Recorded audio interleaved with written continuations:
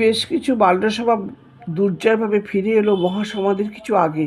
স্বামীজি নিজে দাঁড়িয়ে সব জানোয়ারদের খাবার খাওয়াতেন। কতগুলো চীনে হাঁস, রাজহাঁস, পাতিহাঁস, একদিকে ছাগল, ভেড়া, একদিকে পায়রা, একদিকে গরু, একদিকে যাই হোক, স্বামীজি দাঁড়িয়ে দাঁড়িয়ে এদের খাওয়া দেখতেন। বেলুড়ের চিড়িয়াখানায় আরও সভ্য ছিল, যেমন কুকুর, সারস, বেড়াল, গাভী, ভেড়া, হরিণ।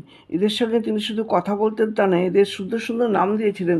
যেমন হাঁসের নাম যশোমতী, রাজহাঁসের নাম বোম্বেটে, আর ছাগলের নাম হংসী, ছাগল ছানার নাম মটরু, কুকুরের নাম বাঘা। আরও দুটো কুকুর ছিল, মেরি আর টাইগার। বটরুর গলায় তিনি ঘুঙুর পরিয়ে দিয়েছিলেন। সে স্বামীজির পায়ে পায়ে ঘুরত। স্বামীজিও ছোটো ছোটোর মতো তার সঙ্গে দৌড়াদৌড়ি খেলতেন। মটরু মরে গেলে স্বামীজি দুঃখ করেছিলেন, কি আশ্চর্য, আমি যেটাকে একটু আদর করতে যাই সেটাই মরে যায়। আর একদিন বলেছিলেন, মটরু নিশ্চয়ই আমার জন্মে আর কেউ ছিল। মাঝে মাঝে হংসী ছাগলি তার কাছে গিয়ে চায়ের দুধের জন্য এমনভাবে অনুনয় বিনয় করত, দুধ দেওয়া না হলে হংসীর রাগ হতো।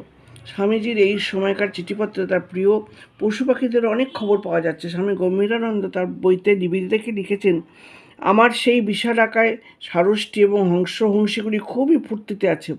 আমার পোষ কৃষ্ণ ষাটটি মঠ থেকে পালিয়েছিল, তাকে আবার খুঁজে বার করতে আমার দিন কয়েক বেশ উদ্বেগে কাটাতে হয়েছে। আমার একটি হংসী দুর্ভাগ্যক্রমে কাল মারা গেছে। প্রায় এক সপ্তাহ যাবৎ তার শ্বাসকষ্ট হচ্ছিল।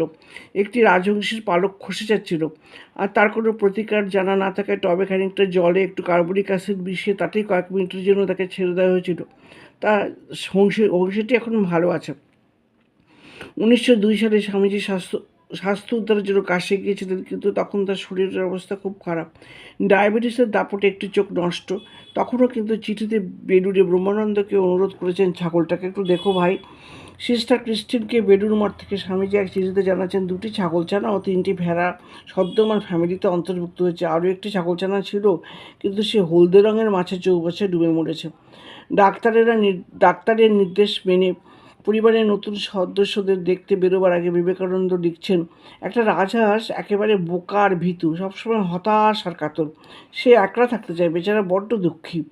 পশুপালন সম্পর্কে 1901 সালের শেষ দিকে বেলুড় মঠ থেকে স্বামীজি তার স্নেহের শিষ্যা ক্রিস্টিনকে আর একটা চিঠি লেখেন, আমার এখানে কয়েকটি ছাগল, ভেড়া, গরু, কুকুর আর সারস রয়েছে। সারাদিন ধরে আমি তাদের দেখাশোনা করছি। আমার সুখের জন্য এই যে এটা চেষ্টা নয়, তার প্রয়োজন কি?